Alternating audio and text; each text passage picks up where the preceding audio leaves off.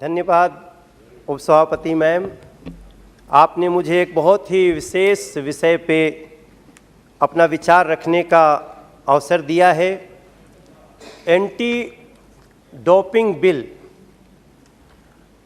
अभी तक हमारे देश में एंटी डोपिंग एजेंसी तो होती थी, लेकिन उसका कोई कानून नहीं होता था, जैसा अभी हमारे स्पोर्ट्स मिनिस्टर जी ने कहा।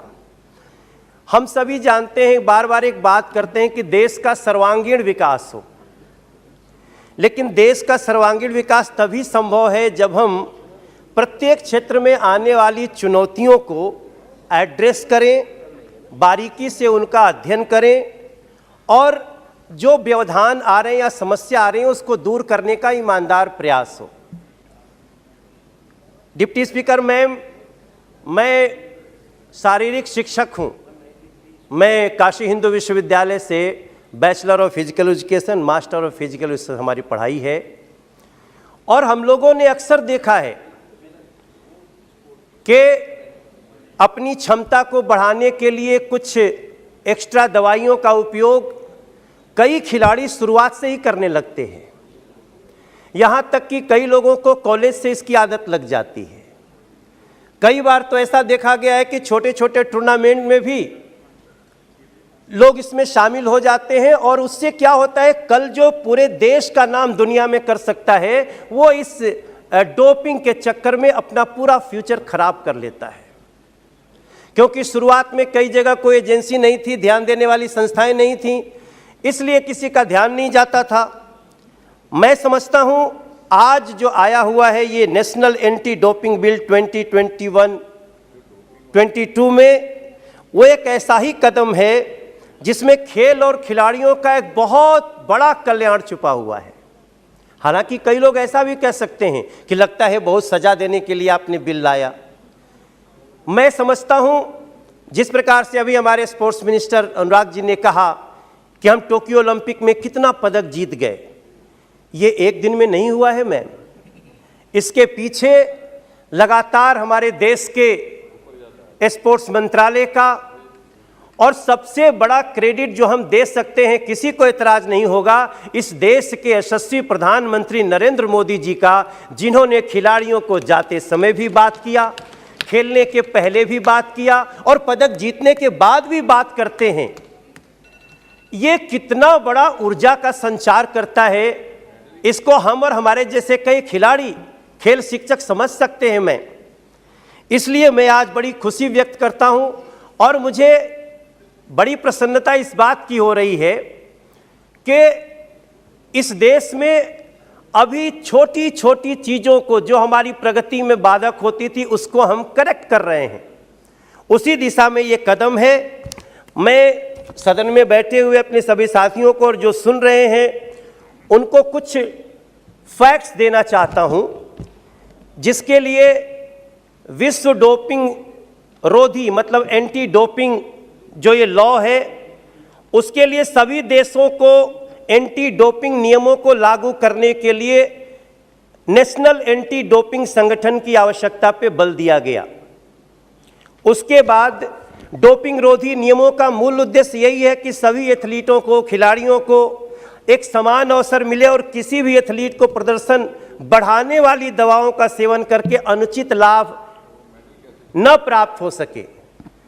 ऐसा पहले हुआ है, जबकि दुनिया के कई गेम्स में किसी अन्य देशों के लोगों ने ऐसी ऐसी दवाइयों का प्रयोग किया और बहुत अच्छा प्रदर्शन कर गए। जब तक ये पता चला, इसमें कई हमारे देश के लोग भी इस कुसंगति में आ गए। अब उसके कारण क्या होता था कि बहुत सख्ती न होने से यहाँ से लोग चले गए और जब पदक जीत लिए या उन्होंने खेल में परफॉर्म किया, उसके बाद पकड़े गए और कई बार हमारे देश की इसमें बुराई भी बहुत होती रही है। मैं समझता हूँ अब एक बात और भी ध्यान में रखने वाली थी कि पहले जो नाडा काम करती थी, जो हमारी एंटी डोपिंग एजेंसी थी, उसका अपना कानून न होने से कई बार वो डिसीजन लेती थी, कोई कोर्ट में चला गया, कोई उसको अटका दिया, भटका दिया, लटका दिया, और इस कारण जो सही मायने में कार्रवाई होनी चाहिए थी वो नहीं होती थी। लेकिन अब ऐसा हो सकता है।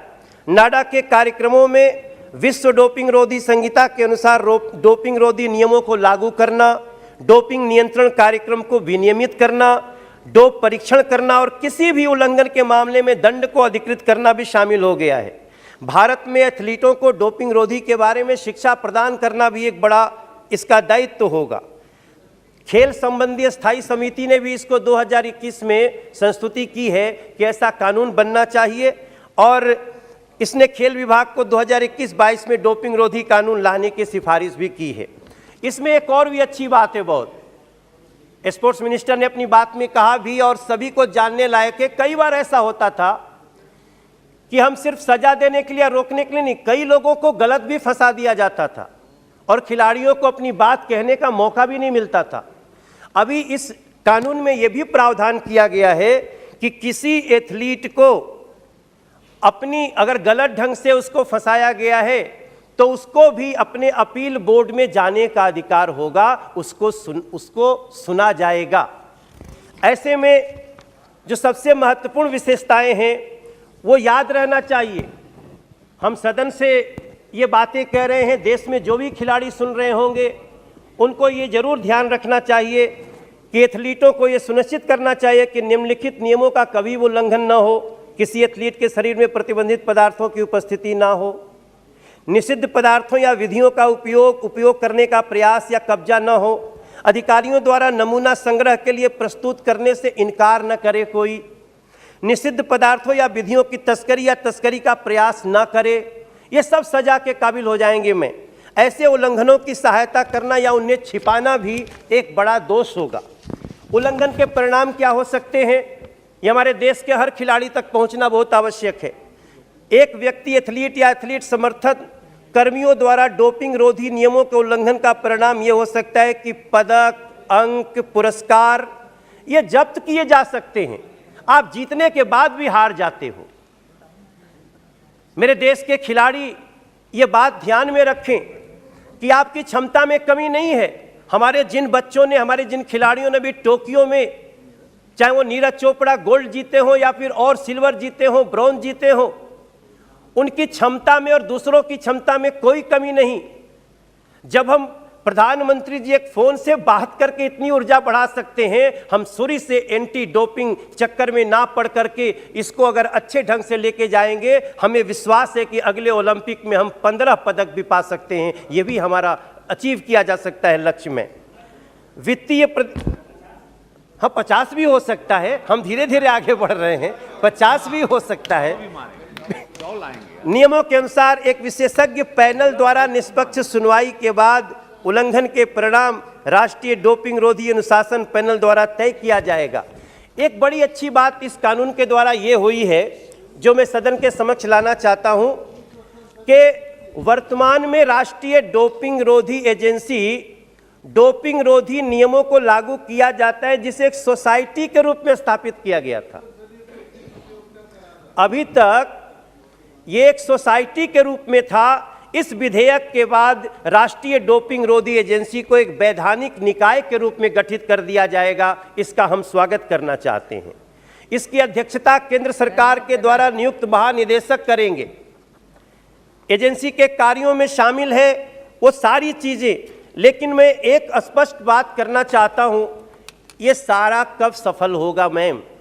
ये तब सफल होगा जब हर प्रदेश की सरकार इसकी नैतिकता को ले। अगर प्रदेश की सरकार नैतिकता नहीं लेगी, जैसे दिल्ली है, अभी यहाँ नैतिकता कहाँ चली गई है? गली गली में शराब की दुकान खोल रहे हैं। अगर हम इस दिल्ली की बात करें, हम अगर प्रदेश की नैतिकता को अगर हटा दें, अभी दिल्ली में सरकार के शराब नीति ऐसी, गली गली शराब खोला, उसके ऊपर सैकड़ों करोड़ का घोटाला तक, और इसमें जी घोटाला, इस पे जांच सीबीआई इंक्वायरी हो गई और वो भी दिल्ली सरकार के ही द्वारा हुई। तो अगर ऐसी नैतिकता का पालन नहीं करेंगे, अनैतिक हो जाएंगे, तो हमारा ये बिल किसी काम का नहीं हो पाएगा। मैम, मैं दिल्ली का उदाहरण देते हुए, इस पे सीबीआई इंक्वायरी हो गई है और डिप्टी सीएम तक जो जेल जा सकते हैं। इन लोगों ने नहीं, हम धमका नहीं, हम आशा कर रहे हैं, हम आशा कर रहे हैं मैम। क्या मेरे भाई, ये इतनी गंभीर बात हुई है कि इस बिल को नैतिकता के साथ प्रदेशों को लागू करना होगा, अदरवाइज हम अपने खिलाड़ियों को कैसे दे पाएंगे एक संदेश। तो ऐसी स्थिति में मैंने एक सिर्फ उदाहरण दिया, इसका कोई मेरा पता नहीं जांच के बाद क्या होगा। ये तो अलग बात है कि जिस दिन जांच होती है उसी दिन दिल्ली के मुख्यमंत्री कहते हैं फलानवा जेल जाएगा, वो नाम ले लेते। मैं यहाँ सदन की गरिमा के अनुसार मनीष सिसोदिया का नाम नहीं लेना चाहता हूँ। जी जी, अच्छा क्या नाम नहीं लिया? मैं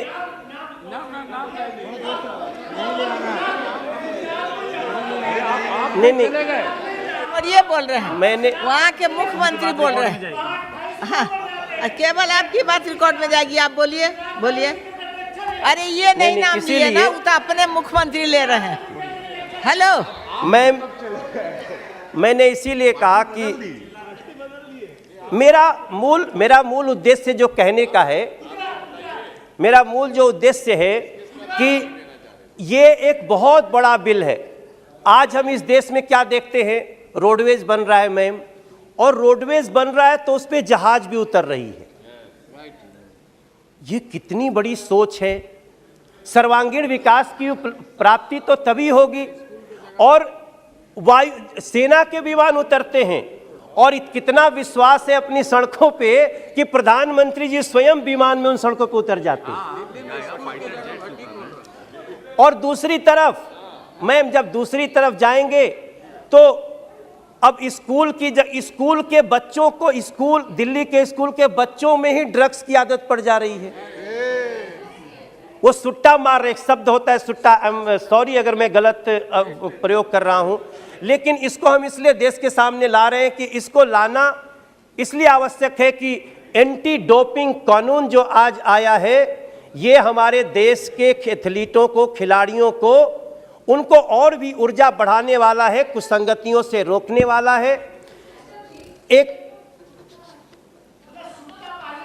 ये दिल्ली में ऐसा चल रहा है सुप्रिया जी, देख लेंगे सुट्टा अगर शब्द नहीं है। ड्रग्स को अगर अनपार्लियामेंट्री होगा तो हटा दीजिएगा।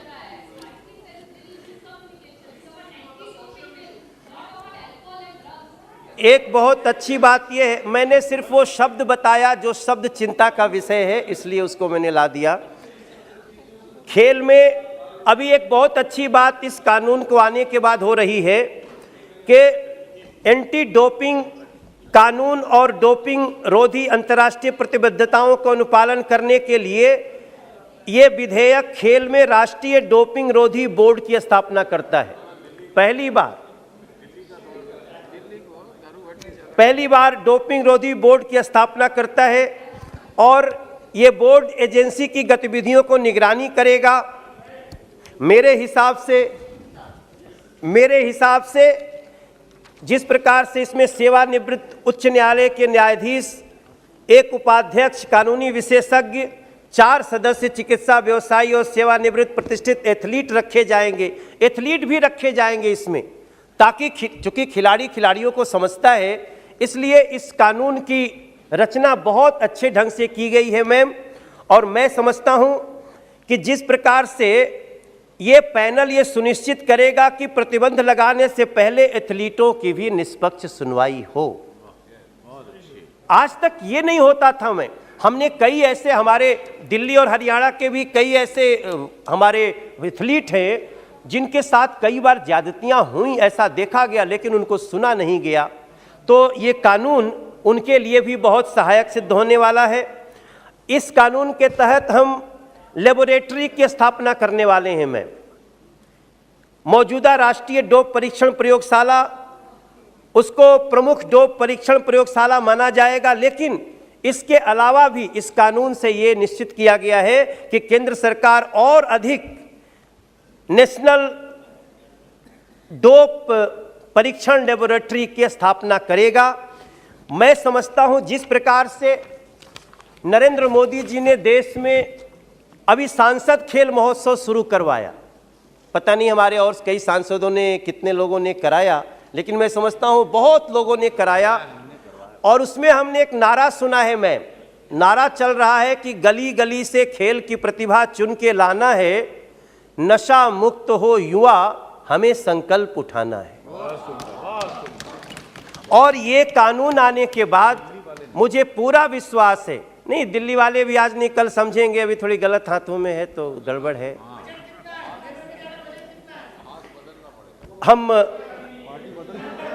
हमारे इस नेशनल एंटी डोपिंग जो ये कानून नया आया है, मैं इस कानून का पूरा समर्थन करते हुए मैं अपने सदन के सभी विद्वान साथियों से निवेदन करूंगा। निश्चित रूप से बहस इसीलिए होती है कि अगर कोई विषय छूट गया हो तो उसको हम ऊपर लाएंगे। मैं पूरी आशा करूंगा कि इसको सदन भी पास करे। मैं अपनी तरफ से बहुत प्रसन्नता व्यक्त करता हूं।